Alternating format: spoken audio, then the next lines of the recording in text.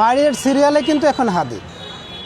আপনার বরিশালে যে ফুয়াদ ভাইয়ের উপর যে আক্রমণটা হলো, আমাকে বেশ কয়েকজন কনফার্ম করছে যে এখন কিন্তু মারিয়ার সিরিয়ালে হাদি। আমি জিজ্ঞাসা করলাম, হাদিকে মারলে কী হবে, ও কি আর মারির ভয় পায়? সে আপনি জানেন যে আমি র্যাব 10 যাত্রাবাড়িতে 3 বছর চাকরি করেছি এবং এই অঞ্চলে আমার প্রচুর সোর্স আছে। চাকরি করার সুবাদে, র্যাবে চাকরি করার সুবাদে সোর্স মেনটেন করতে হয়। আমাকে গত পরশুদিন একজন বলল যে ভাই, মারিয়ার সিরিয়ালে কিন্তু এখন হাদি। আপনার বরিশালে যে ফুয়াদ ভাইয়ের উপর যে আক্রমণটা হলো, আমাকে বেশ কয়েকজন কনফার্ম করছে যে এখন কিন্তু মারিয়ার সিরিয়ালে হাদি। আমি জিজ্ঞাসা করলাম, হাদিকে মারলে কী হবে, ও কি আর মারির ভয় পায়? তো ওরা বললো যে ভাই, মারির কেউ ভয় পায় না, কিন্তু হাদি ভাইয়ের গায়ে যদি একবার হাত তুলে ফেলতে পারে ওদের আত্মবিশ্বাসটা বেড়ে যাবে। আমি ডেঙ্গু রোগে আক্রান্ত, 1 মাস হসপিটালাইজ ছিলাম, এখনও দুর্বল। হাদি ভাইকে জানি যে উনি বললে আসলে শুনবেন না, উনি খুব ঘাড়তেরা মানুষ, উনি খুব সাহসী মানুষ, যার কারণে আমি নিজে এসে দাঁড়িয়ে আছি এবং সর্বোচ্চ চেষ্টা করব। হাদি ভাইয়ের উপর থ্রেট থাকবে 3 দিন। আজকে যা আপনারা জানেন যে আওয়ামী লীগ একটা কর্মসূচি দিয়েছে, আগামীকাল জুমার নামাজ পরে একটা কর্মসূচি আছে, মশাল মিছিলের কর্মসূচি, পরশুদিন লকডাউন কর্মসূচি আছে।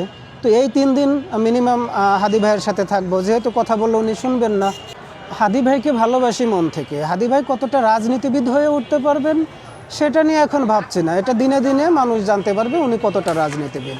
কিন্তু আমি ওনাকে যেটা মনে করি, আমাদের আন্দোলন সংগ্রামের যে রেসটা ছিল, যে ট্র্যাকটা ছিল, এই ট্র্যাকের একদম বিশ্বস্ত রেসের ঘোড়া।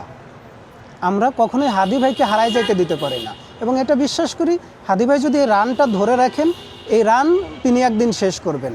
আমার রাজনীতির এলাকা ছেড়ে আমি এখন হাদি ভাইয়ের পাশে এসে দাঁড়িয়েছি একটা মাত্র কারণেই, এই বিপ্লবী মুখগুলো, এই বিপ্লবী মানুষগুলো যেন কোনোভাবে আতঙ্কিত না হয়, এই মানুষগুলো যেন কোনোভাবে হারিয়ে না যায়। আপনারা ইতিমধ্যে দেখেছেন যে নুরু ভাইয়ের উপর কিন্তু একটা খুব গুরুতর, একদম জীবননাশের একটা হামলা হয়েছিল। আপনারা দেখেছেন এনসিপির উপর একটা হামলা হয়েছিল, ফুয়াদ ভাইয়ের উপর হামলা হয়েছিল। হামলা একবার হয়ে গেলে তার বিচার কিন্তু আর বাংলাদেশে হচ্ছে না। তো আমার কাছে মনে হয় যে আসলে যেহেতু হাদি ভাই কথা শুনবে না এবং হাদি ভাইয়ের উপর হামলা হলে আইন শৃঙ্খলা রক্ষাকারী বাহিনী এর বিরুদ্ধে কোনো ব্যবস্থা নেবে না, আমার মনে হয় যে যদি আমি দূর থেকে বা তাকে ভালোবাসতেই জানি, তো হাদি ভাইয়ের উপর আক্রমণ হওয়ার আগে নিজে যে একটু সেই আক্রমণটাকে প্রতিহত করার জন্য আমি আগামী 3 দিন হাদি ভাইয়ের সাথে সাথে থাকবো, দূর থেকে নজরে রাখবো।